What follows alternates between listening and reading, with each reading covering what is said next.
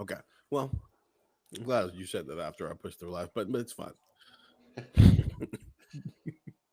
Welcome back to a live show of Buckeye Talk. Hope you guys enjoyed that little behind the scenes thing. I'm Stephen Means, that's Stefan Krajisnik, and that's Andrew Gillis. And Brennan, our producer, is with us as well. It's senior day for Ohio State on Saturday, last home game of the year as they play Rutgers, which means there'll be a group of seniors who will be going through senior day. I got a question for both of you guys. And Gillis, I'll start with you. Guys that everybody knows they're not coming back, right? So Chase Young, for an example, in 2019, Garrett Wilson in 2021, CJ Stroud in 2022. Last year, there were no third-year guys, so this doesn't really apply. Marvin Harrison Jr. in 2023. Do you think in this new world where it has become kind of, I mean, every year there's third-year guys who are leaving for the NFL, right? Should those guys be allowed to go through senior day because it's technically their last game in Ohio Stadium too? Yeah, I think it's fine. Like next year when Ohio State has its last home game, I don't think anybody's going to look at Jeremiah Smith walking through senior day and be like, not for you today, JJ. Like, not this isn't your ceremony. I think people will be fine with it. So yeah, I don't see a problem with it. I think it's okay. Any problem with that, Stefan? Are you a traditionalist who thinks something should be sacred? I think it's fine, but you should have to get your degree in 3 years. That I do agree with, because it's a middle ground, right? Because the whole point of it is you're celebrating people who have graduated from college, and if we're just letting you do this because you're good at football, this isn't about football. This is about education. They ain't come here to play school, Steven. I was going to say that. This is like contrary to the beliefs of Cardell Jones. This is about education. No, I do think there are some things that are allowed to just be more traditional. So I like that idea of if you have gotten your bachelor's degree, even if you have eligibility left to play football, you can walk. If not, we have another way of honoring you, and it's in the middle of April.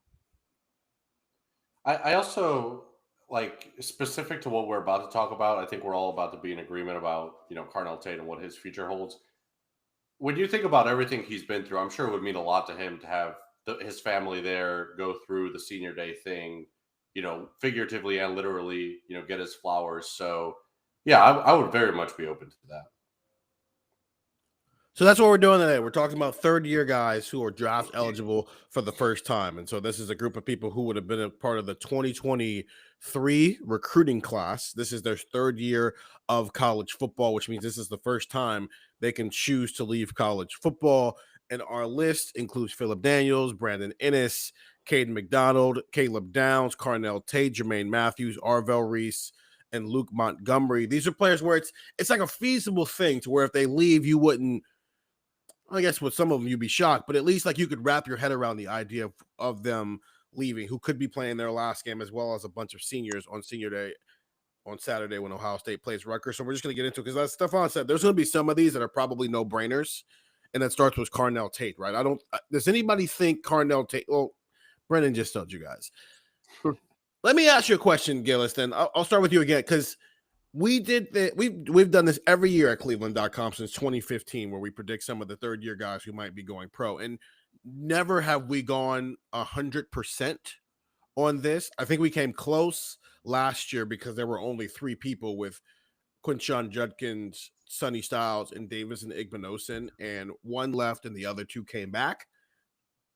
But we've also seen worlds where it's like, oh, this guy's a 3-and-done player. Like, he's gone. We know he's gone. Regardless of what's happening, he's gone. This is what happened with Emeka Egbuka in 2023. Nathan, myself, and Gillis, we all picked Emeka to leave. Yeah. And he did come back. He's not the only guy, right? They reloaded that entire group. In fact, Mike Hall and Marvin Harrison Jr. were the only third-year guys that year who left and didn't come back for Ohio State to win a national championship. Are you open to that possibility with Carnell Tate, or has he done enough this year to where it's just kind of a no-brainer in a way that maybe it wasn't a 100% no-brainer when the season started in August? No, he's done enough. This is cut and dry. I think it's over. I don't think there's much of a debate here. Like, okay, you're going to come back and you're going to take a big payday from Ohio State and come back with JJ for another year and have one more run together. and then you're going to be the second at least receiver taken in the 27 NFL draft. Like, I think he's got a dang good shot to be the number one receiver in the 26 draft. Like, I think he probably should be the number one receiver in the 26 draft. So, yeah, I mean, this is one of those things where like Emeka did it and Chris Olave did it, and you can kind of point to like, hey, like maybe, but no. like Carnell Tate is going to be a top 15, 16, whatever pick, and he's going to the NFL. What does that look like, Stefan, in a world where maybe Carnell is back, right? Let's go back to August where we're all like, oh, Carnell's a first round draft pick. How would his season have gone, would have had to go for him to have been back in 2026?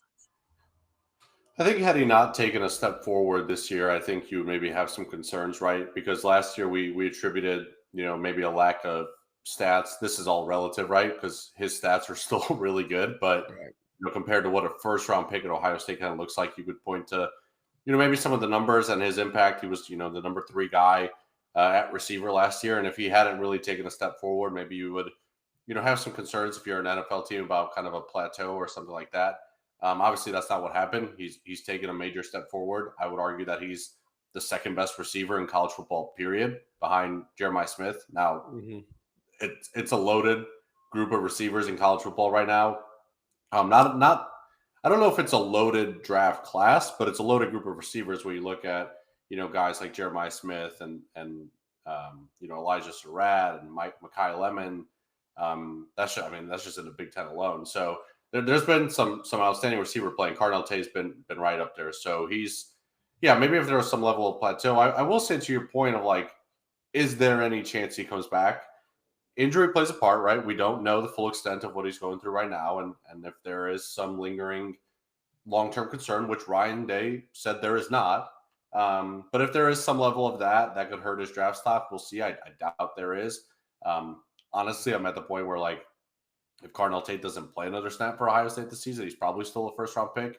And that would be worst-case scenario. And I don't even think we're close to that. So, he's probably gone. There's a difference between being, maybe a fringe first-round pick, and maybe you can get a guy to come back. Like if Ohio State loses to Michigan, or if Ohio State loses in tough fashion in the playoff, and we saw in 2023 the way that team rallied and got guys to come back. It's hard to get a top 10 pick, a top 15 pick to come back, right? Maybe if there's a guy who's, like a Travion Henderson, right? Where, okay, we'll see how high he can go. Maybe he can boost his stock a little bit. He can come back, right? Carnell Tate's in a spot where I don't think there's much question about, at least his ability to go in the first round, and we'll see how high in the first round. That makes it really difficult, right? Who didn't come back from that 2023 team? Marv, because everyone knew where that dude was going. And that's, I think, the difference between, maybe a fringe guy, maybe you can have some conversation, because Steven, you know better than me. Had Emeka left after the 2023 season, where would he have gone in the NFL draft? I think he would have been a first rounder, but also it's not like he was a first rounder in his own draft where he was like 9th, right? He went 19th. And even in April, we didn't know for certain that he was going to be a first rounder. He ends up going 19th overall, and it's looking good. But like, I think going into this year's draft, we were still like, I think Emeka's a first rounder, but you didn't know for certain until we got kind of closer to the draft and there started being some momentum for him. Yeah, like in 24, Brian Thomas went 23rd. Xavier Worthy went 28, Ricky Pearsall 31, Xavier Legette 32. He probably sneaks in that like 30, 31, 32 range. I think he went 33 and McConkey went 34. So. I think he goes higher than Worthy and those guys. I think here's the hindsight. In the moment, yeah, sure, because Neighbors, Marv, and Rome Odunze kind of dominated that class, and so it was a really good class. After those three, if you told me, where was wide receiver 4? Let's see. So it was Marv, and then it was Brian Thomas Jr. Odunze went 9.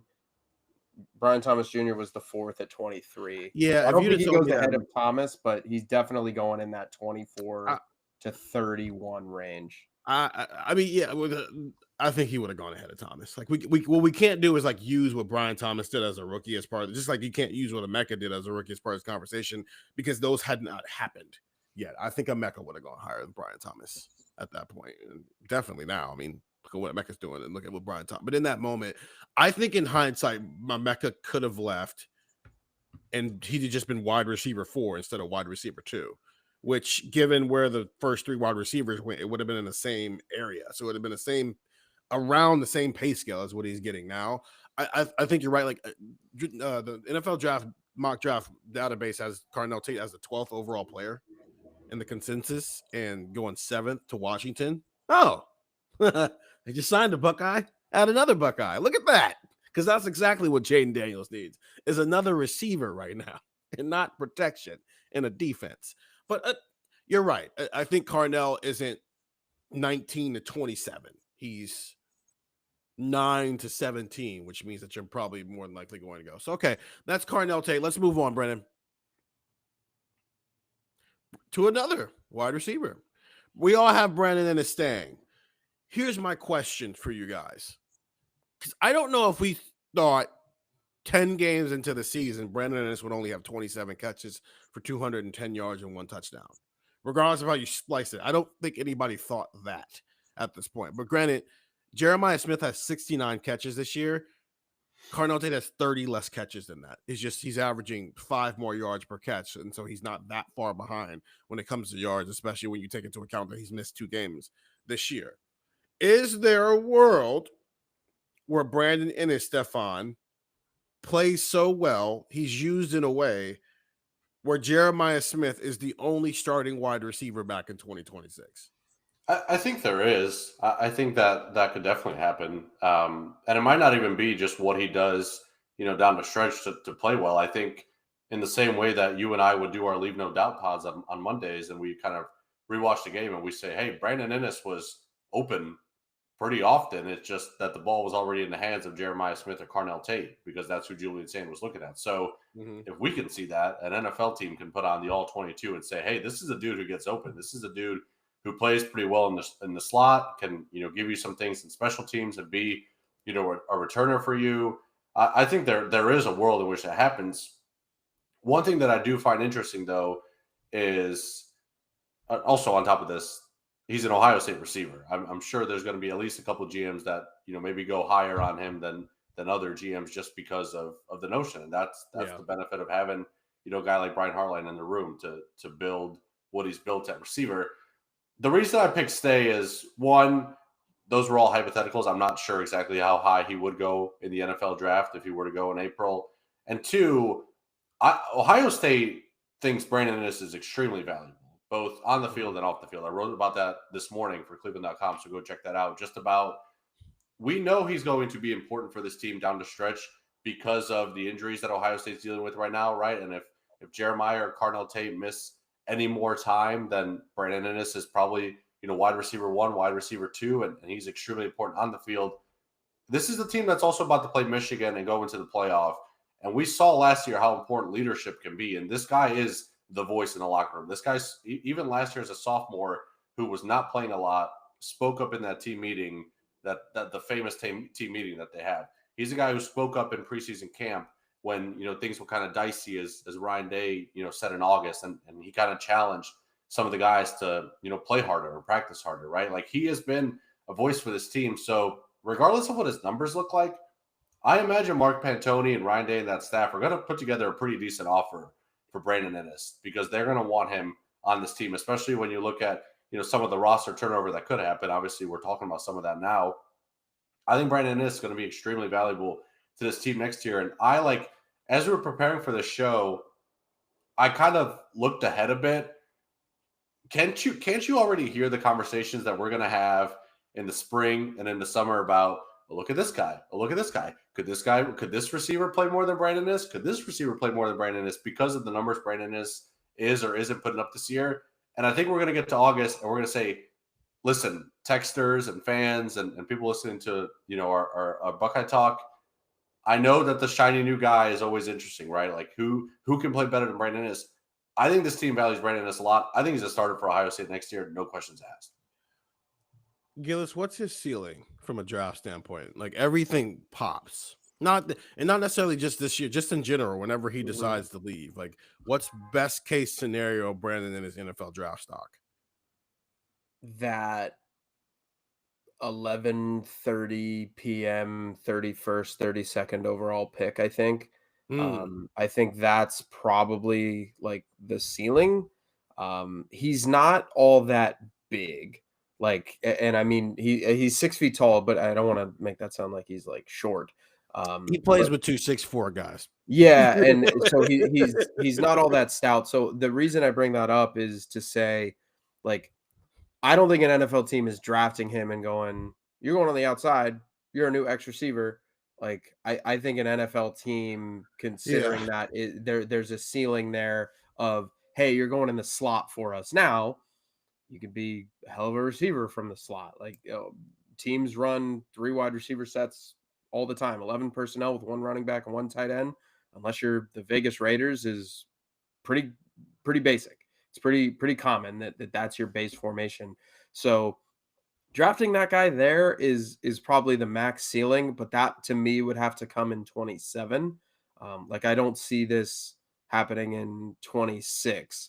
So I think that's where I'm at. I think if I had to put a more realistic gauge on it, I think he's day 2.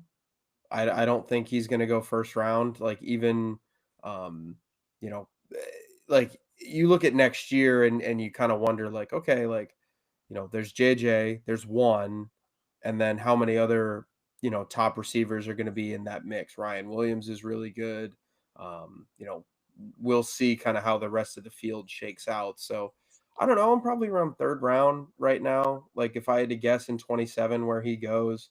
Um, so yeah, I think the max ceiling is you get a team that's like good, that's like, hey man, we got this dude on the outside, and we got that dude who's a bigger, kind of taller receiver that can stretch the field. What about a dude who can just put pressure on linebackers and put pressure on underneath? That to me is where I would see him go. But the biggest reason why I see him staying, I think, is not just him. It's that I don't know if he's getting pushed from Mylan Graham or like a Quincy Porter or someone that makes me say Ohio State is probably in their best interest to say, you know what, Brandon, thanks for your service, but we've got these other guys that we need to give a chance. And it's not a Mylan Graham or Quincy Porter thing. I think it's a Brandon Inniss thing that he's, keeping them at arm's length. But it would be very easy for Ohio State to say, you know what, next year, what if we just went with JJ and Mylan Graham and Quincy Porter, and we have two third year guys and a second year guy? There we go.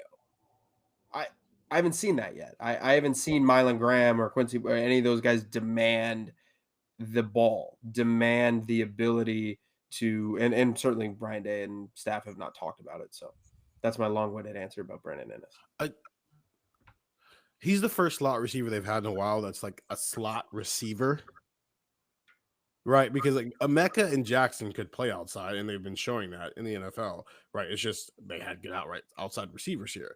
I don't if Jeremiah and Carnell Tate vanished and never existed, I still think Brandon Ennis would be a slot receiver. And what we saw on Saturday against UCLA was a problem. They still played him in the slot. It's not like they were moving him all over the place, right? They just brought in Mylan Graham and Bryson Rogers and played them outside and rotated Quincy Porter in. It's because of that size. Gillis, like he's 6 foot, but he's also not like this strong. Like Jackson Smith the Jig was 6 foot tall, but he's also 205 pounds. Right, Emeka Buka's 6 foot tall, but he's 205 pounds. Like you can move them all over the place. I'm just not sure if that's the same thing with Brandon Ennis. I agree. I think maybe he sneaks into like the 31st pick one day because the Chiefs are like, you know what, we just need a slot receiver. But I do think second or third round is probably where he is, which is fine, right? Like, everybody that comes out of that receiver room is not going to be a first round draft pick. Eventually. All this being said, too, like he could come back another year and develop his game and do some more of that, right? Move a bit more to the outside. I'm not opposed to that idea. I don't think he would spend a lot of time on the outside, but I don't know. I mean, he's listed as 6 foot 197. or 199. Like that's not too far off. Like you put No. on some weight. I don't know. I just think another year at Ohio State. He was a year behind, right? Because I think if had Emeka left, right, he would have had another year as a starter. Like he's maybe just a year behind, and give it another offseason. I'm not opposed to the idea of him potentially going up there. I do laugh Gillis saying like, will there be a team late who has a guy on the outside maybe just needs a slot guy? Seahawks did that. They had DK Metcalf. They're like, what if we got Smith and Jigba? Yeah, but I think Gillis and I are coming at it more from a trade standpoint than you can do, right? Because doing it in college and doing it in the NFL, two very, very different. And this is not the last time we're going to have a trades conversation, which is where I think we're going to get to a guy later on where we're going to be in disagreement. And it's because I'm going to bring up like the traits conversation. It's not just about them being good. It's like the NFL tells us every single year what they want. And we have to take those types of things into account when we do this. On to Austin Sareveld. I have a question. And it's since we all have him staying. If we did not live in the world of NIL, where players were getting paid, and a guy like Austin Sareveld, who according to the consensus is the number 86 overall player in this upcoming NFL draft, as the last time that was updated. And that's the consensus, takes in every draft, big board, and mock draft you can think of and compiles them into one list to get a consensus. At 86, if NIL didn't exist, would we all still have him staying? No.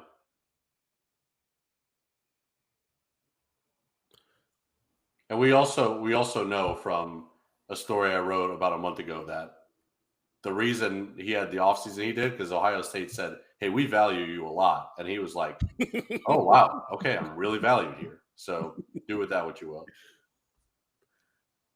Gillis, does the fact that Austin Sareveld, and let's just say he is the 86 pick, Ohio State showed us in 2024 with the way they reloaded that roster that they are willing to at least keep you in the ballpark of what you would have made had you gone pro. Does that impact your answer versus if this were 2016 and the conversation is, do I go pro and take the money after I just had an awesome year where I might get some All-American consideration, or do I come back and be broke again? That's funny. That's how they sold it to us, man. Every documentary was like they were all broke. Yeah, I know. But it's just funny. It certainly makes it a conversation because there's somebody else that we're going to talk about too, or there's probably a couple of different people that we're going to talk about.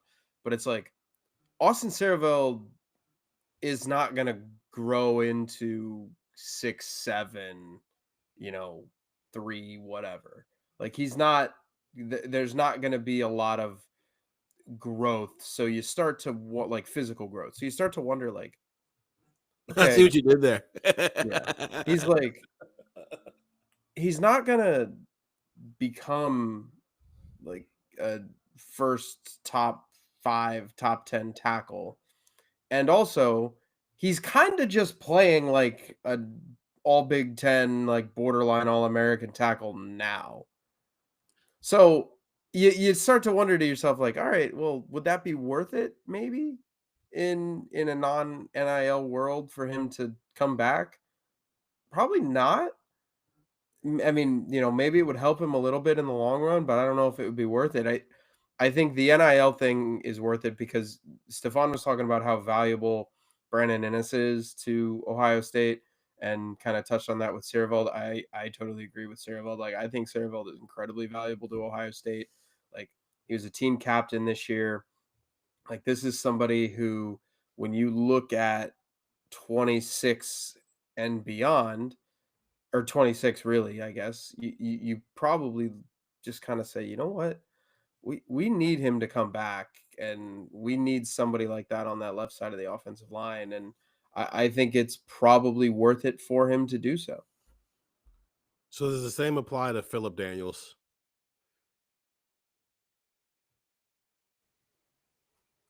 Partially, yeah. I think there is probably some NIL value here of him coming back, but I think Phillip Daniels has not played at the All-American level that Austin Sareveld has played at. So I think there's an element to Phillip Daniels' game where coming back to Ohio State for a second season with the Buckeyes, getting an off season here, getting another season under your belt here, I think could drastically improve him. The Cerebral debate, I think, is Ohio State values him. They could match whatever money he would get kind of as the 86th pick. You can come back and boost yourself a little bit more with another year at tackle. Whereas with Phillip Daniels, I think he can boost his play significantly to where he goes from what he is now to an All-American level player and, significantly improves his draft stock. The money matters there, but I think there's more room for growth with Phillip Daniels than Austin Cerebral, if that makes sense. I don't know if Austin Cerebral will ever be a first-round pick necessarily. I think him coming back would just be probably a good financial decision, on top of which maybe you move up into, a early day 2 type guy. Whereas with Phillip Daniels, I don't know, like a whole nother offseason with Mick Marotti and that staff and with Tyler Bowen and the offensive staff, I think it could go a pretty long way for him. The thing that I thought was interesting as we were doing this was, like, I looked at Cerebral and I looked at Daniels, and I thought to myself about, like, their NFL prospects. Like, I don't know if they're going to get drafted as like a pure tackle, which I was wondering what that does for kind of their evaluations, because, like, I don't know if a team is going to look at Phillip Daniels and say, like, you're our, right tackle that you're going to come in and you're going to compete with this 31-year-old veteran for, right? Like, I wondered if they were going to have him at guard, which maybe that helps. And maybe that helps Cerebral too. Like, maybe a team looked at Cerebral and says, like, look, man, we saw you play at guard. We like what we saw. Like, we want to transfer your skills to tackle, blah, blah, blah, blah, blah. So I was wondering how this impacts it, but I think this might be more of an option for Daniels than it is for Cerebral. I mean, Donovan Jackson played tackle for 6 games and was always going to be a guard in the NFL, and he went 24th. So positions flexibility. Now, granted, Donovan Jackson's also a freak athlete in a way that I'm not sure that Austin Cerebral. Well, I mean, we thought that, but Austin Cerebral's literally doing what Donovan Jackson did. I was gonna so say, it's I don't know, man. It's and maybe we can throw Luke Montgomery into this mix too, where I'm sure we all have him staying, but with Austin, from a recruiting standpoint, this is why I almost like don't care if Ohio State goes and tries to get a Jackson Cantwell, who's probably never coming here, or David Sanders, because I think that money that you would put towards that kid is probably better spent getting another year out of Austin Cerebral. Yeah, because he's proven to you, like, sure, stars matter and all that stuff, but Austin Cerebral is going to spend 12 to 16 games this year showing you he can do this versus, and this is not a diss at 5-star tackles everywhere, but it's still a projection until they actually do it. Paris Johnson was a projection. He just turned into what his projection was, but every 5-star doesn't turn into their projection. So if you're going to choose between spending $2 million on a projection versus a guy who's proven, I think this is the better option. Is another year of Austin Cerebral, another year of Phillip Daniels, another year of Luke Montgomery, where I think all 3 of them still have room to get better. I don't think Austin's probably been the best of the 3, but I don't think any of the 3 have been perfect. It's just the right guard situation has been so volatile that I think it's given maybe the other positions some grace because they've just been doing their job fine. But I guess my question to you, Stefan, is long-term, rank the 3 draft stock. Like, what's the highest? Who has the highest possible draft stock of these 3? Because these are the 3 offensive linemen. Yeah, I would. It's tough. I'll go just based on ceiling. Yeah. It might be Phillip Daniels who has the highest ceiling, and then probably Austin Cerebral, and then Luke Montgomery. I'm giving Austin the edge because he has kind of positional flexibility. Versatility, whatever word you want to use. Whereas Luke, I think I don't know if Ohio State would ever play him at a tackle spot, but I say that they literally had an All-American guard who played All-American level tackle for them last year. So, fun fact for you. That's in terms of ceiling, that's probably the order I would go with. I will say, to your point about the 5-star tackles, the conversation about that has never been like. And I'm not saying this is what you're framing it as. I'm just saying this. it's not that Ohio State's not going after him. They offer David Sanders plenty, but Ohio State's just smart in the sense of like they know where to draw the line and say, okay, is this guy worth $30 million or is it better to give Austin Cereville $2 million? Because they'll pay David Sanders $1 million, $1.5 million. But at some point, you got to say, all right, dude, like there's a line. And I think that's where programs that are probably more desperate, like a Tennessee, an LSU, a Missouri, a Miami, they're willing to maybe go that extra $500K. And it's like, that's fine, but you now don't have an Austin Cereville. So we'll see in the playoff. Oh, JK, you're not making it. Yeah. I also just think this is probably the better way to go about building your roster is that your veterans are your highest paid players. So instead of having a true freshman who's probably not going to play for 2 years, sitting there making two. I mean, Ethan Inyawa is a transfer portal guy that they paid a pretty penny for, and look how that's turned out. And granted, they've had their fair share of hits in the transfer portal, so Ethan Inyawa was not their only example. But in hindsight, could you have used those resources for a different position group? If you'd have known in January that Austin Cereville was going to turn into this, and you just had to go get Phillip Daniels, you probably would have used those resources elsewhere. And that's probably going to impact how Ohio State goes about things, because everything does. Whether if something works, it impacts how they do things in the future. If something doesn't work, it impacts how they do things in the future. To your point about Luke Montgomery positional flexibility, he started out as a tackle here. It's true. That's the funny thing about this. It's the underrated funny thing about this. Austin Cereville never, ever in his life thought he was playing tackle here, let alone left tackle.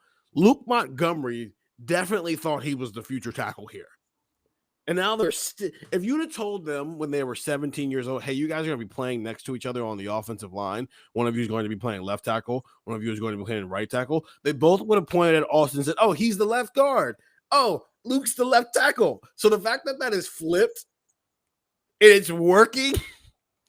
It's working quite well. It's just, like who really knows anything? But I think all three of these guys will be back as well. And I think it makes for an interesting spring in a world where Ohio State could potentially bring back. It can really bring back all 5 of its starters because none of them are out of eligibility. These are just the 3 who are draft eligible for the first time. Could Luke move even more inside? I think anything is possible with the offense. I mean, would you, at this point, like I would not be shocked if it was left tackle Austin Cereville, left guard Josh Padilla, center Luke Montgomery. I think Padilla is probably the center over Montgomery. Probably, yeah. I thought Donovan Jackson was probably going to be left guard. Yeah, and we also said that Austin Cereville was going to be the right guard, and he's not even on that side of the line. I hate that Donovan Jackson thing happened because now there's a reasonable answer to just be like, I don't know, we didn't think that was true. It's not just but that's not the first time. Like Paris Johnson came here to play left tackle. He played right guard his first year as a starter. Yeah. Like it's the offensive line. They're going to put the best 5 where they feel like the best 5 belong. And so, yeah, sure. Right now, it's easy to say that Josh Padilla is next up in line at center because he's technically the backup center if something happens to Carson Hinsman. That's 2025. That has nothing to do with 2026 whatsoever and what they might do. Austin Cereville's playing left tackle right now. He might be playing center next year. Who knows? Gabe Van Sickle might be this team's left tackle next year. That's kind of the point. They want position flexibility. Big dudes who can move. That's what Tyler Bowen wants. On to the defense. All right. I knew there would be some conversations here. Okay, Stefan, I'll start with you. Why is he leaving? Yeah,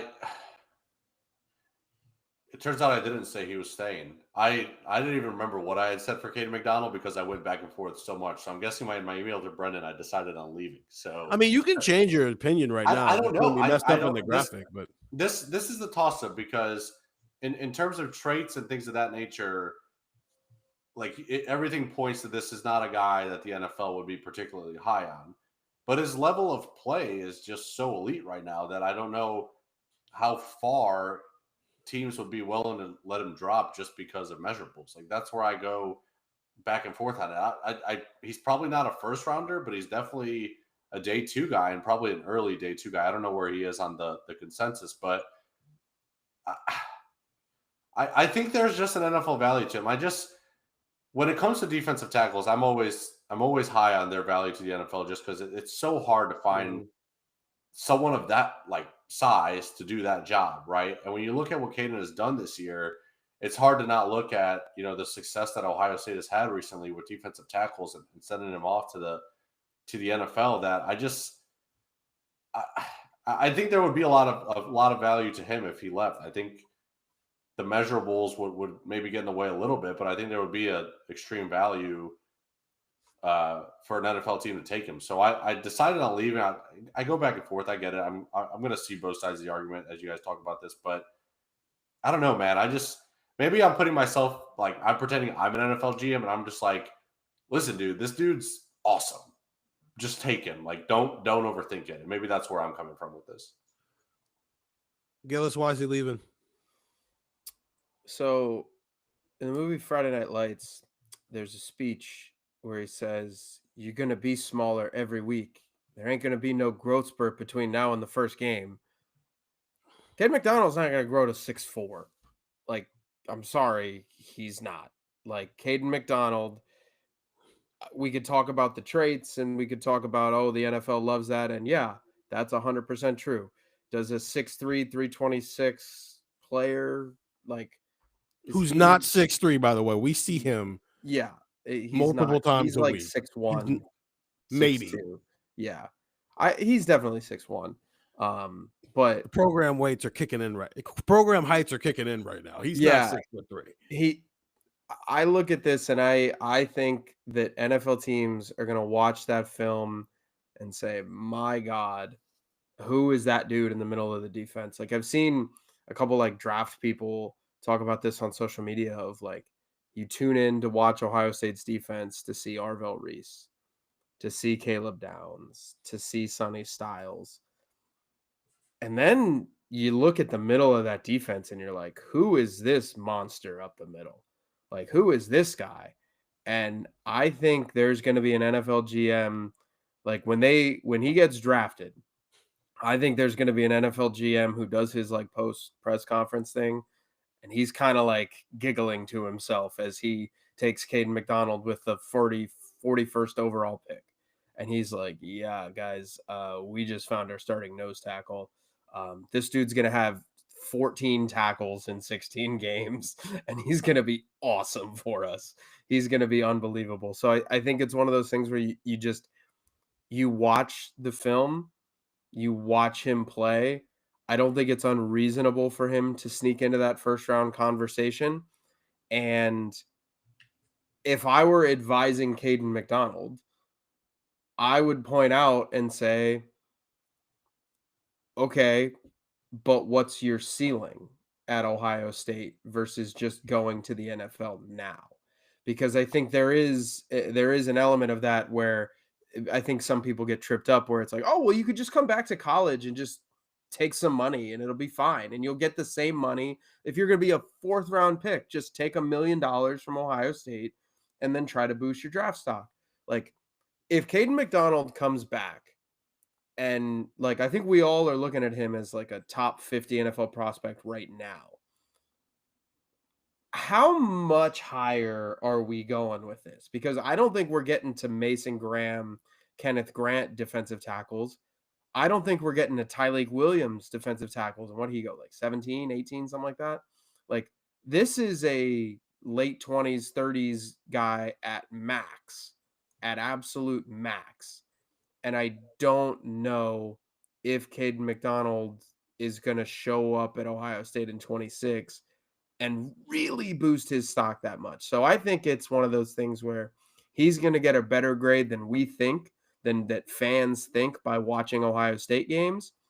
And I also think there's going to have to be just a frank conversation of, look, man, coming back to Ohio State might be fun and it might help you a little bit, but it's not really going to change anything dramatically for you. So I actually sent a survey out to our texter 614-350-3315, 2-week free trial, $3.99 after that, where I asked them about these players as well. 98% said Cardinals leaving, 95% said Brandon Ennis is staying, 68% said Austin Sarabville was staying. So obviously that one was a little bit more of a conversation. 94% said Philip Daniels was staying. 87% said Luke Montgomery was staying. 74% said that Caden McDonald was staying. I went back the last 3 drafts, just the physical makeup of the defensive tackles taken in those drafts. Jalen Carter went 9th. He was 6'3", 314, but he's also got to get off. That's ridiculous. He's got like a special trait. Kalijah Cansey, number 19, he's 6'1", 281. So he's on the shorter side. So it's possible that Caden McDonald can pop up in the first round. Mozzie Smith, number 26 to the Cowboys, 6'3", 323. And that already hasn't worked out, but 6'3", 323. Brian Brzee, number 29 pick, he was 6'5", 298. And that's 2023. In 2024, Byron Murphy, the second, was a 16th pick. He's 6'1", 308. So, okay. Now we're living in Caden McDonald's territory again. Darius Robinson, he was number 27th pick. He's 6'5", 285. So, again, that's not where Caden McDonald lives. And then last year, Mason Graham was the 5th pick. He's 6'3", 318. Kenneth Grant was the 12th pick. He's 6'4", 339. Walter Nolan was the 18th pick. He's 6'4", 320. Derek Harmon, 6'5", 320. And then Tyleek, 6'3", 330. Tyleek said that Caden McDonald is like a mini-me. I think he's Tyleek. He's just not as tall as Tyleek. I also don't think he's as explosive as Tyleek is, which is why Tyleek, who was like overweight for most of his career here, was so impactful because he's 330 pounds and he moves like he's 250 pounds. I don't think that quite applies to Caden McDonald. And the reason I say that about Tyleek is you can go down that list. Part of being a first rounder is having a special trait. And Caden McDonald is a great run stopper, but does he pop off the page from an athletic standpoint? I don't know. I don't know the answer to that question right now. But I know you can say with Mason Graham and Kenneth Grant, Walter Nolan and Derek Harmon and Tyleek Williams, it was an emphatic yes. They had something about them that let them pop off the page. But I also thought about a third element, and this is why I picked them to stay. What if Ohio State wins a national championship this year? And now they're in a situation where they're trying to three-peat.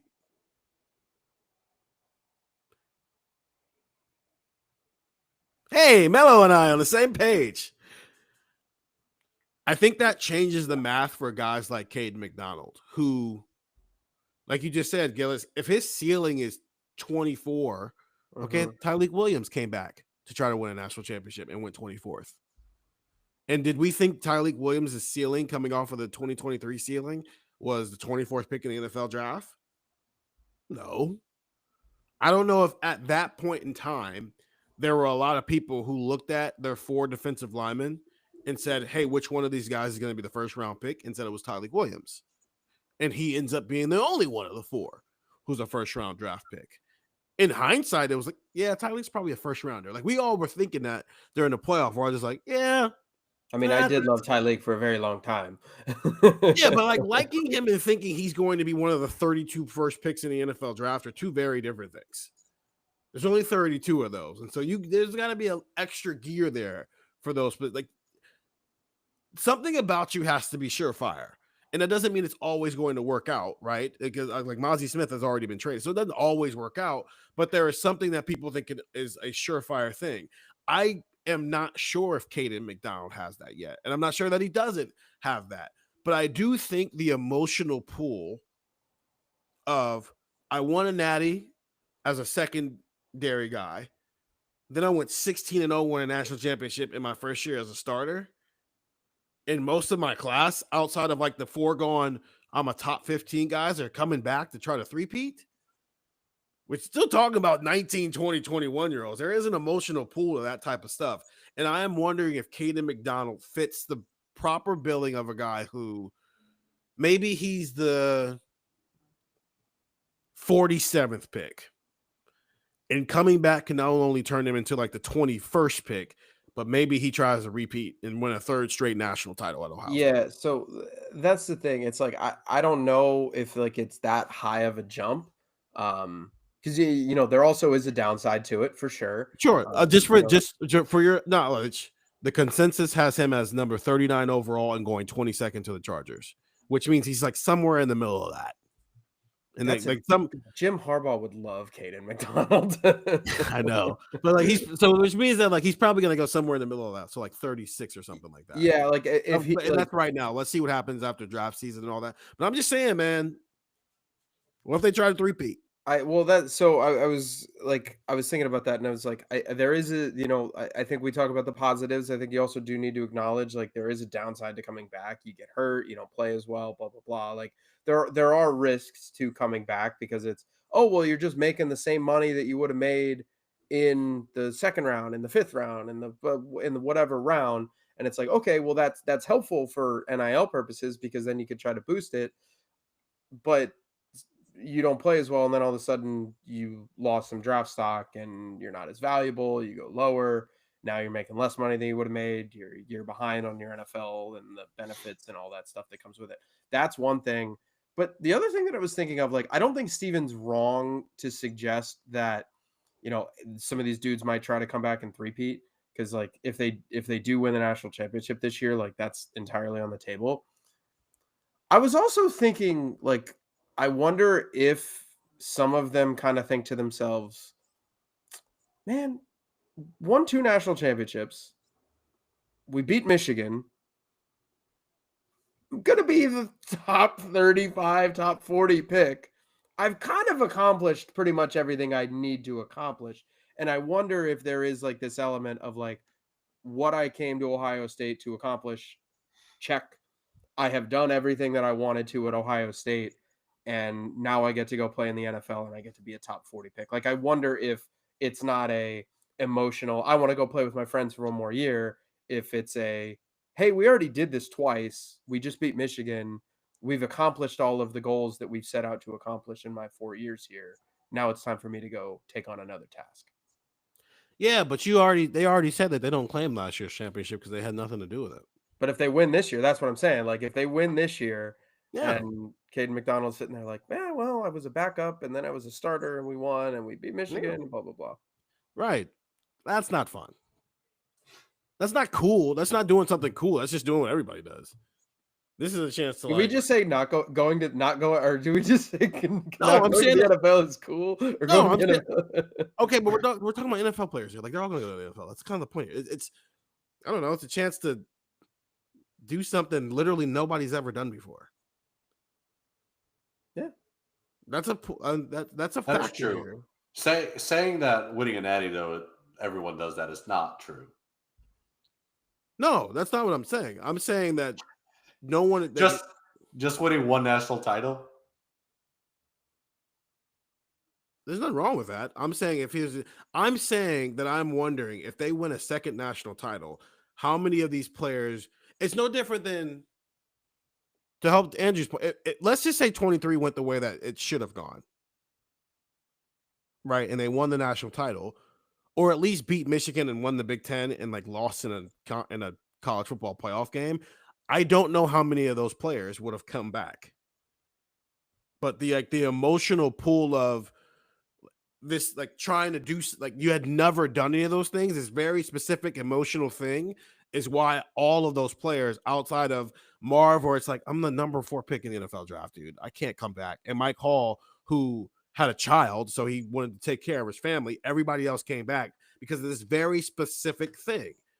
And I am presenting another very specific thing that could, a guy like Caden McDonald, who I don't think there's a wrong decision for him, that might be the thing that sways him to come back because of this very specific thing that took this very specific series of events to even make possible, is all I'm saying.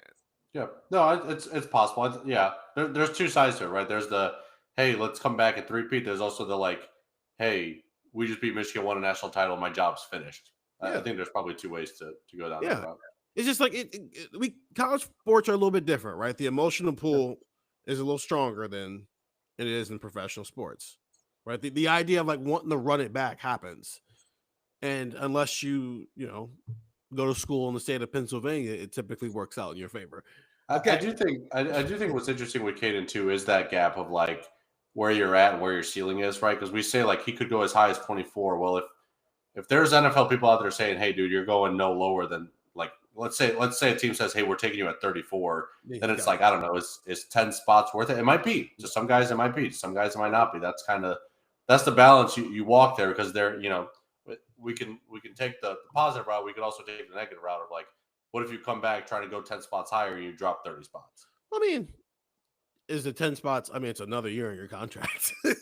So, it's like I think the difference between 33 and 32 is more significant than 27 to 17, just because of that extra year that you get. So, and then we have Arvell Reese. Stefan, when you first laid eyes on Arvell Reese last year, and you were like, that guy's good. I think I'm going to drive the bus for this guy next year.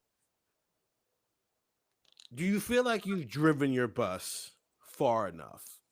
Or has the bus already left you in the dust? Or more importantly, has the destination told you, fam, you're not even close to the finish line. You need to get more gas? I think it was one of those things where I started driving the bus and then my foot got on the pedal real hard. It's like, whoa, this bus is going way too fast, way too fast. I'm not surprised to see Arvell Reese as a likely first round pick. I'm not surprised to see Arvell Reese in contention for the Butkus Award this year because I predicted that he was going to win the Butkus Award this year. I just thought that because of how Ohio State used him last year, hey, maybe this guy just needs another extra year. And it's like, no, this guy probably should have played more last year. And this guy's a freak. It might be the number 1 overall pick in the NFL draft. It's probably going no lower than is 5 the floor right now? I almost want to say that 3 is the floor just because of the position that he plays, where it's like, if we're talking positional value, sure, there's going to be teams that take quarterbacks. There's a lot of positional value in what Arvell Reese does as well, right? Like we've seen it time and time again in the NFL that if you can get after the quarterback, 2 most important things, your quarterback and getting after the other team's quarterback. And NFL teams love that stuff. So, yeah, man, he's gone. He ain't coming back. He is right now the 3rd overall player on the mock consensus. I don't think they've updated their mock draft portion of this because he doesn't have a team he's going to by his name. But he's number 3 behind Ruben Bain at Miami and Indiana's Fernando Mendoza. I think his ceiling at this point, Gillis, has reached, if he's the first non-quarterback taken off the board, whether that's 1, 2, 3, 4, maybe it's 6, because we get weird with this and all of a sudden a bunch of quarterbacks come off the board early. I am not going to be shocked if he's the first non-quarterback off the board. Yep. How did we get here? Dude's good. Is it? But sure. But is he? Because we did this, right? We did this a lot in the offseason of, hey, we're going to go into the Texas game. People are going to be talking about Anthony Hill and Sonny Styles. Don't be shocked if people are talking about Arvell Reese, this guy nobody knows, by halftime as the best linebacker on the field, right? So we did that. Like, him being good is not shocking anybody, but he's gone from not even in the conversation to we are saying, hey, depending on what the quarterback situation is, he might be the number 1 pick in the NFL draft. How did we get here? And does this happen if Matt Patricia is not calling the defense? Yeah, that's an interesting point. I was going to bring that up. I think because we got here, I don't know if we're here if Matt Patricia's not calling this defense, because the way we got here was Arvell Reese like rushing the passer. Like Arvell Reese can blow up running backs from Illinois and do that. The left tackle against Ohio, I think he had like a clip that went kind of viral where he just kind of like put one arm on him and just like shoved him back with one arm. Like, yeah, like cool. Like linebackers can do that, but like the way that he can get after the quarterback and just physically impose his will, that's something that's unique. We got on our weekly Monday meeting this week, and our editor David said, "Oh, sorry about the Commanders, Andrew, because they had just lost to the Dolphins." Because I was stupid enough to get up after a night game for Ohio State and watch a 9:30 Madrid game that was awful. And I went, "Why are you sorry? I was literally rooting for the Dolphins. I want Arvell Reese on that defense." Like, that's exactly what they need. And I was sitting there thinking to myself, like, Dan Quinn coached Micah Parsons, Arvell Reese. Like, you start to map that out, and yeah, like that's how we got here. It's not that he's a really good edge rusher. Like Ruben Bain's a really good edge rusher. Like Sonny Styles is a really good linebacker. Combine Sonny Styles and Ruben Bain. That's what we're talking about. That's why Arvell Reese is here. That's why we're talking about Arvell Reese being like, holy smokes. And I had this conversation with Arvell for a story that'll be up on cleveland.com on Thursday. I tried to get it up for Wednesday, but it just wasn't happening for me. Sometimes you just run out of steam. And we were talking about that. It's not a slight. We both literally were saying it at the same time. It's not a slight to Jim Knowles. It's just two different schemes. It's two different ways to go about and both worked, right? Ohio State had the best defense in the country the last 2 years. So they both worked, but they highlight different things. And in this scheme, because Matt Patricia walked in the door, looked at Arvell Reese and Sonny Styles and said, hey, I know you. I've worked with you before. I've won Super Bowls with you before. I'm going to win a national championship with you because I've already done it before. I think the scheme change has probably helped Arvell and Sonny more than anybody else on this team, simply because this scheme highlights the linebackers in a way that I have not seen linebackers highlighted at Ohio State in quite a long time.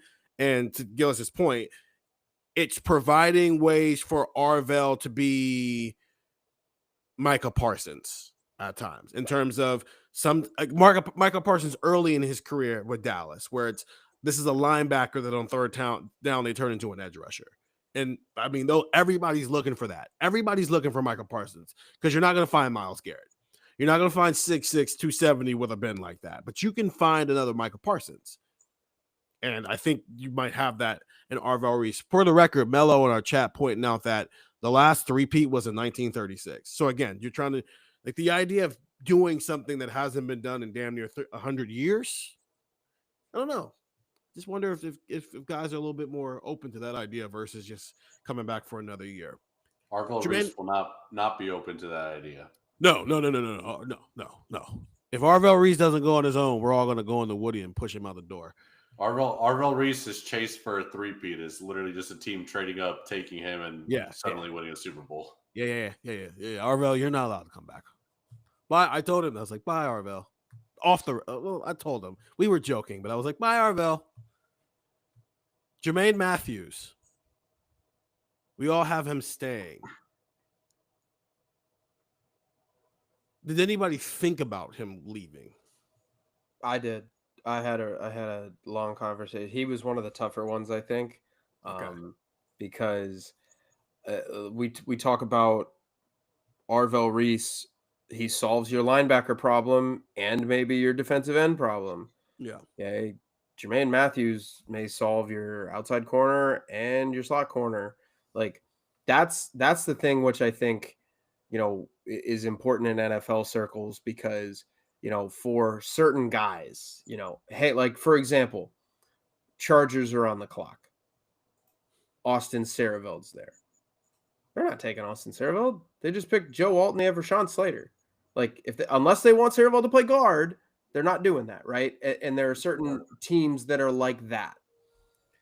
Jermaine Matthews, you could realistically say, we're going to play him on the outside. We're going to play him in the slot. And we're going to figure it out. And I think there are teams that probably have two really good corners on the outside that will say, hey, he's going to play slot for us. And there are teams that say, we need him to play on the outside. Like, for example, I'll bring up Washington again just because I know him. It's like, okay, they have Sainer still in the slot, and they like his long-term outlook. They're not going to put Jermaine Matthews in the slot. They'll draft him on the outside. The team right behind them in the draft order, they could view him as a slot.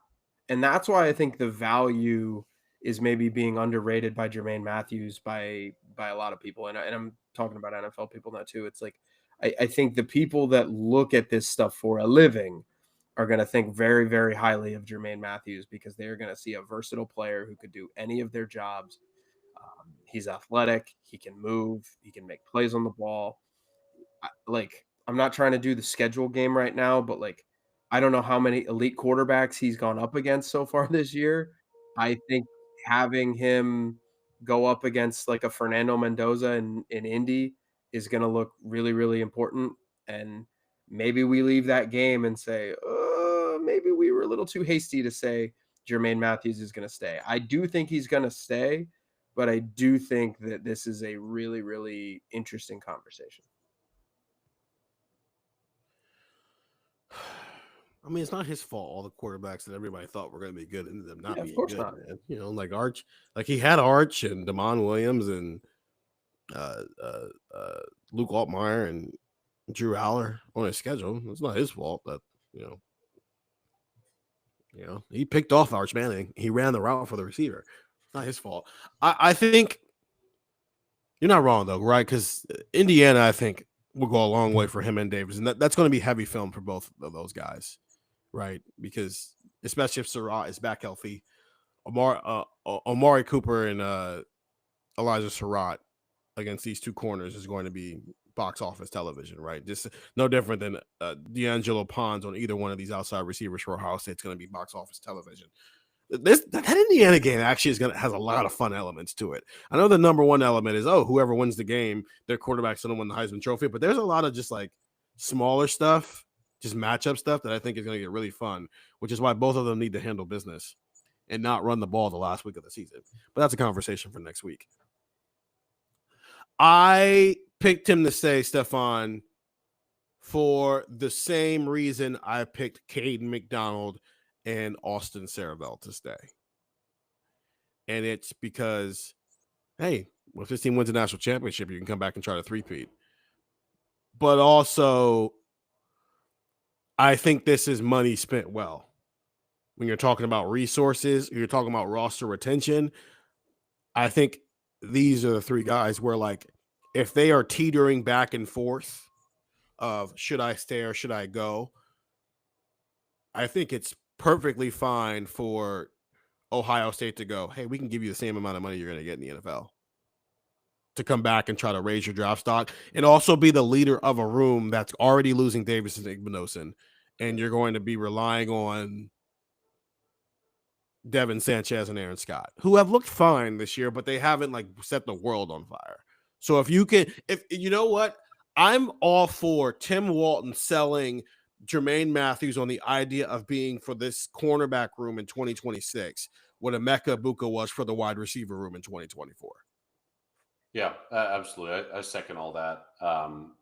The reason I had Jermaine staying is like you said, I think Ohio State is going to do its part to make sure Jermaine stays, right? If he's back and forth, they'll open the checkbook just a little bit more if that's what is the deciding factor. So yeah, he's a guy that Ohio State wants to have back. And as much as an NFL team might want him, let's say in the third or fourth round, Ohio State might really want him too. The 33rd or 34th, I guess, NFL team behind Bill Belichick's North Carolina. Bill's never living that down. 57% said he'll stay. 43% said he'll leave. I think I don't think I'll be shocked either way with what he'll do, but I'm saying he's going to stay. And then we'll end with Caleb.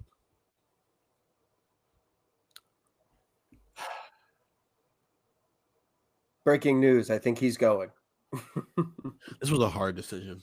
You just never know with safeties because the draft stock can be so weird sometimes, right? 99% of our texters also said he is going to leave.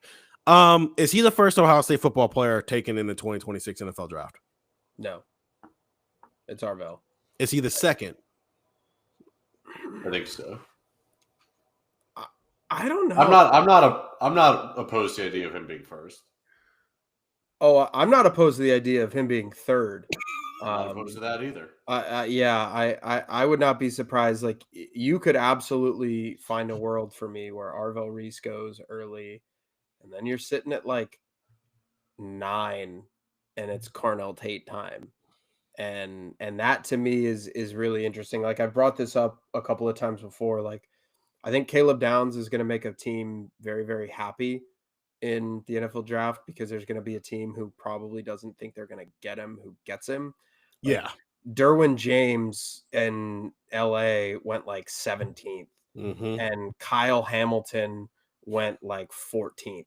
Like, these were safeties that were the best safeties like in college football at the time. And they have been rewarded with massive NFL contracts because they were very good in college and they were very good in the pros. And people will pick nits at safety and they will find holes at safety. Oh, well, Caleb's not that big. He can't cover tight ends. Oh, well, Derwin James is injury prone. Cover Oh, Tyler well, Warren. Kyle Hamilton ran half a second slower on the 40 than we thought. So he obviously can't be a top 10 pick despite him being awesome. Caleb Downs is a top 10 player in this draft. Like, Caleb Downs is very clearly a dude, but I think teams and positional value will look at this and say, we could take a tackle over Caleb. We're not because especially at the top of the draft, there are teams that are going to look at Caleb and say, we're not a safety away from being really good. We need to protect, we need to protect our quarterback. We need to protect, whoever. We need to protect our young guy. We need to get after the quarterback. We have no edge rushers. We need to stop the pass. We need a corner. Like, there's going to be teams that I think when we get to the draft in April, I'm going to mark this down, that I think when we're watching this draft, they'll go, they pick that guy over Caleb. That guy's not better than Caleb, but you're probably going to see corner, tackle, edge rusher, quarterback, receiver. You're going to see one of those positions because positional value might hurt Caleb a lot. You know how many safeties have gone in the first round in the last 5 years? I don't. Hamilton, Starks, Cooper DeJean wasn't a first round pick, was he? No. You said the list. You're good. That's it? Mm-hmm. My God. Okay. Wow. Oh, that's interesting. And Starks was 27th. With DeJean was officially listed as a cornerback. Okay. So, but he and Starks went to a team that was like, we're a safety away from being really good. right. And so did Hamilton, actually. Yeah, but Kyle Hamilton's also 6'4", 220. Yeah. One of put another way, one of the 32 NFL teams has drafted a safety in the first round in the last 5 years. Yeah. That's crazy. But Kyle Hamilton is what people thought Isaiah Simmons was going to be in the NFL. And the idea of what Sonny was when he was playing safety. And who's the kid they just got in 27, Gillis? Eli Johnson. Yeah, that's yeah. That's I don't know about quite that far, but I see. No, but that's I'm talking best case scenario. That's what he turns into because he's tall, long, and rangy. And he's the size of a linebacker, but has the athleticism and the frame of a guy who can play defensive back. That's a rare thing. Caleb has rare traits. He's also just not 6'5". Caleb Downs is 7th overall in the consensus. I would not be shocked if he's the 4th Buckeye taken off the board. I think Arvell is going before him. Carnell, I wouldn't be shocked if he went before him. And to be real with you, I think Sonny is going to test out the wazoo. And he doesn't look him and Arvell not that different. It's just Arvell's maybe just a little bit twitchier coming off of the edge, which is why we're talking about Arvell the way we talk about Arvell. But they're both 6'4", 235, and you can play them off the ball. You can play them at Mike. You can play it at Sam. You can play them off the edge. You can do all those different things with them. If Caleb Downs goes 21st simply because of positional value, it would not shock me in the slightest bit. I agree with Andrew. Someone is going to get Caleb Downs much later than he should have come off the board simply because when you look at the draft, it's going to be quarterback, wide receiver, cornerback, defensive lineman. Freaky dude. And as a result, the safety, Kyle Hamilton, right? He's 6'4", 220. You telling me that's not a top 5 draft pick with what he's doing? But he didn't go top 5. Because he ran like a 4.58 when he should have ran a 4.5 flat, and that's a huge deal. And I think at safety, people might look at Caleb and be like, well, if you're not 6'4", you better run this. And yeah, people might poke some and holes even that was stupid. He's 6'4", 220. Of course, 4.58 is ridiculous. I'm pre-warning people that the Caleb discourse is gonna be stupid. Yeah, it's good.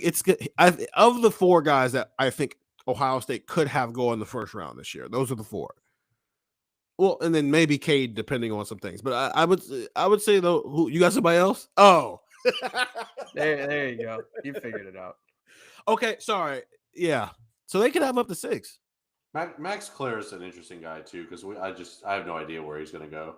I just don't know if his production is going to warrant a team. Like a GM's going to get fired like immediately for taking a dude whose production's not going to be there. Like Michael Mayer, like Michigan, their tight end who went in the first, Colston Loveland went in the first round, but they also didn't throw the ball nearly as much as Ohio State does. I'm not sure with Max Clare. I also think he might be back in 2026. He's not a part of this conversation because he's a 4th-year guy. Somebody asked about Kenyatta when I sent this list out. He's a 4th-year guy. They're like, that's the thing is they don't like last year they had only 3 3rd-year guys who were even in this conversation, and it was Sonny Davison and Quinshawn Judkins, and Quinshawn left, and the other 2 came back. This year they have obviously a larger list of guys who could come back or could go. But yeah, I just think with Caleb, he's going to be a first rounder, but I think if you think he's a top 10 pick, maybe he actually gets picked at 19 just because of a whole bunch of positional value guys. So as a result, maybe that's the 3rd or 4th Buckeye off the field. Or we could all just be overthinking this, and like the Raiders at 6 go, no, let's not think about this. We're just going to take him. I mean, it could be an interesting spot where, your top 2 or 3 teams might need a quarterback, but there's going to be some teams that, are picking at the, like you talk about the Commanders. Commanders aren't going quarterback. No, but I don't know if the safety thing is the first thing they're thinking about. Right. But it's like, I'm going through the list. Like, what, by the time you get to 6 and the Saints or the Raiders are picking, like, I don't know what's available at quarterback. Titans aren't taking a quarterback. Yeah. Right. The Bengals aren't taking a quarterback. They might be in the top 10. They need defensive players. The Cardinals, I don't think the Cardinals are quite at the quarterback point yet. This mock I'm looking at has the Rams picking 10th overall. Is that I'm assuming that's a result of some trade? They have the Falcons pick. Yeah. So thanks, Gillis. You're welcome. I don't know. I mean, if the Rams are picking 10th overall, I think they would gladly take. I don't know. I mean, the Rams. You guys think probably need to take a quarterback. Now that we're done bashing the idea of Caleb Downs being a top 10 pick, do you think there's any benefit to? Because I think there is to Matt Patricia being the guy that's going to voice for him. Like if a team there's going to be Matt Patricia is very well respected in the NFL. There's going to be GMs and coaches that call Matt Patricia and say, "Hey, everything about this guy points to him not being a top 10 pick. Why should I even think about him there?" And if Matt Patricia makes the right sales pitch, then if Matt Patricia truly believes that Caleb Downs is a top 10 pick in the NFL, then he is the perfect guy to make the case for Caleb Downs. Sure. I just don't think definitely helps him.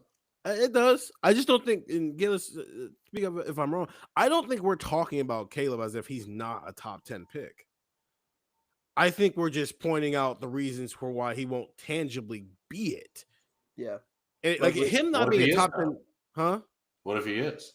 He absolutely could be. Maybe. Yeah. We're not, I don't know. What if there's a team that says, wow, nobody takes safeties in the first round, but there's a team that did it. It worked out really well for them. What if we try it? Listen, do you want the Bears to take Caleb Downs? Is that what you're Bears are going to be picking 32nd. He's not going to be there. Okay. We are not saying that this is not an argument. We're on your side. Yeah, so we agree with you. He should be a top 10 pick. What we're saying is like, I don't know if he goes 17, we're not going to be going, what? Yeah. What happened? No, I agree. But I also think that he could be the exception. Yeah. I agree. I'm just saying, you guys just spent the whole time saying why he won't be the exception. I'm going to use my time to say why he will be the exception. Oh, I know. And we're agreeing with you, though. Like, heads up. We agree with you. We just put my guns up as soon as someone says something bad about Caleb Downs. Yeah, man. Like, we're on your side, man. Like we think Caleb is good too. It's like the why are you booing me? I'm right. It's like the why are you booing me? We agree with you. Yeah. It's like stop. Chill out. Put the shields down, man. Stephen Means and Andrew Gillis say that Caleb Downs should be a 3rd round pick. Ridiculous. All right. Well, that's our list there. Carnell Tate consensus leave. Brandon Ennis consensus stay. Austin Cervell, consensus stay. Philip Daniels, consensus stay. Luke Montgomery, consensus stay. Caden McDonald, I think he stays. They think he's going to leave. And then Arvell Reese, consensus leave. Jermaine Matthews, consensus leave. Stay, excuse me. And Caleb Downs, we're dragging you out of the building if you even think about coming back to Columbus. You're Really? You've done your job. You spent 2 years here, and now it's time for you to go pro. Get the text 614-350-3315. 2-week free trial, $3.99 after that. Thank you to everybody who joined us for the last I'm trying to think of the word. Insane. Stress-free Insane. Yeah. Buckeye Talk live show. Just as a heads up, we're moving the show to Tuesday next week. Brendan is finding this out on air. I'm sorry, but it's always I like raw reactions to things. And so to just see Brendan just raise his eyes like, oh, nobody told me that until now is great, which means he probably has some bad news for us, but it's fine. It happens. It happens. But yeah, we're moving to Tuesday next week. This was stress-free. It was fun. These live shows have been fun. Thanks to the chat. Shout out to the chat. Yeah, shout out to the chat. The activity in the chat's been great. I don't know if next week's going to be as stress-free. I'm just going to be real with you. It can't Why? be. They've What's lost going 4 on? years in a row. It's just a football game. It is. It's just a game, man. Does anybody know what the weather is yet? Like, what's the week? No, ahead? I've been looking. I looked It's up. going to be cold. There's like It's an gonna be Arctic. cold, but maybe snow. Maybe. So I look. There's like an Arctic blast, which is like coming in from like the north, but dry. I saw very cold, very dry for Thanksgiving weekend. So They have a quarterback from California and a star wide receiver from Miami. yeah, Saturday. Let's see, Friday 31, low of 19. Saturday in Ann Arbor. This is per the Weather Channel. 33 degrees. Next week's problem. Yep. This is the stress-free show. Yeah, you're right. I just think it's funny. This is why you know this is the best rivalry in sports, because for multiple years in a row now, the weather, we've been doing 30-day forecasts of the weather because it's that much of a thing of like, all right, is it going to be this way? Who's the weather going to favor? But that's next week. Yes. Last stress-free one. I hope people had fun with this. 614-350-3315 for Stefan, Krajisnik, Andrew Gillis, and producer Brennan. I'm Steven. Enjoy the last stress-free weekend of the regular season. Talk to you later.